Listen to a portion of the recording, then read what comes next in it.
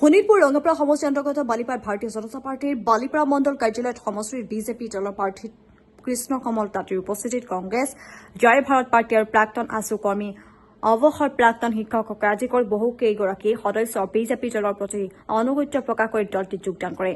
এই যোগদান সভাত বিজেপি দলৰ নেতা কৰ্মীসকল উপস্থিত থাকে।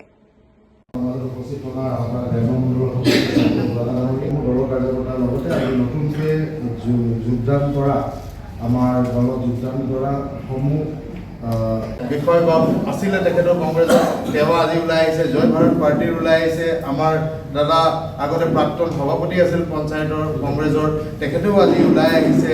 আমাৰ প্ৰাক্তন অধ্যক্ষ তেওঁ আজি আমাৰ মাননীয় প্ৰধানমন্ত্ৰী নৰেন্দ্ৰ মোদী ডাঙৰীয়াৰ কামত আকৃষ্ট হৈ আজি অসমৰ মুখ্যমন্ত্ৰী ডক্টৰ হিমন্ত বিশ্ব শৰ্মা ডাঙৰীয়াৰ কামত আকৃষ্ট হৈ এজন অৱসৰপ্ৰাপ্ত শিক্ষকো আগুৱাই আহিছে দলটোৰ লগত জড়িত হ'বলৈ কাৰণে।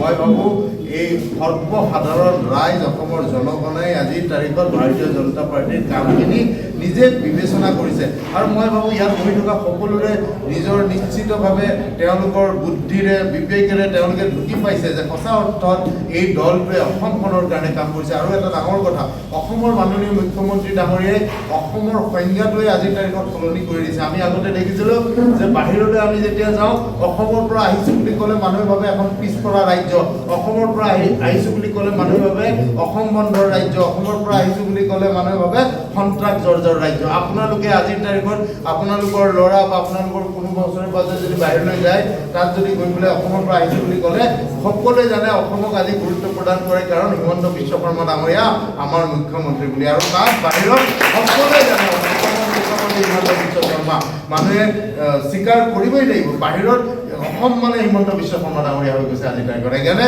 আমি আজিৰ তাৰিখত অসমখনক এটা বেলেগ এটা জাগালৈ, বেলেগ এটা স্থানলৈ লৈ যাবলৈ কাৰণে সক্ষম হৈছে অসমৰ মুখ্যমন্ত্ৰী ডাঙৰীয়া। তাতকৈ ডাঙৰ কথা, আমি যিহেতু অসমীয়া হিচাপে আমি উপলব্ধি কৰোঁ, আমি অসমত বসবাস কৰি সমগ্ৰ ভাৰতবৰ্ষৰ বুৰঞ্জী আমি জানো, মহাৰাণা প্ৰতাপৰ বিষয়ে জানো, শিৱাজীৰ বিষয়ে জানো, আমি সকলোৰে বিষয়ে জানো। কিন্তু অসমৰ বীৰ যোদ্ধা লাচিত বৰফুকনৰ বিষয়ে সমগ্ৰ ভাৰতবৰ্ষই জানা নাছিল।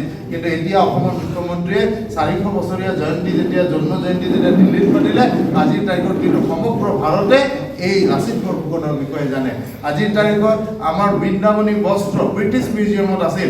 আজি অসমৰ মাননীয় মুখ্যমন্ত্ৰী ডাঙৰীয়াই সেই ব্ৰিটিছ মিউজিয়ামৰ পৰা এই বস্ত্ৰ লৈ আহিবলৈ কাৰণে চেষ্টা কৰিছে, আপোনালোকে সকলোৱে জ্ঞাত। আজি আপোনালোকে আমাৰ গুৱাহাটীৰ যিখন এয়াৰপৰ্ট আছে তালৈ যাব, তাত এতিয়া গ'লে আপুনি এনেকুৱা অনুভৱ কৰিব আপুনি মুম্বাই এয়াৰপৰ্টত আছে নিচিনা লাগিব।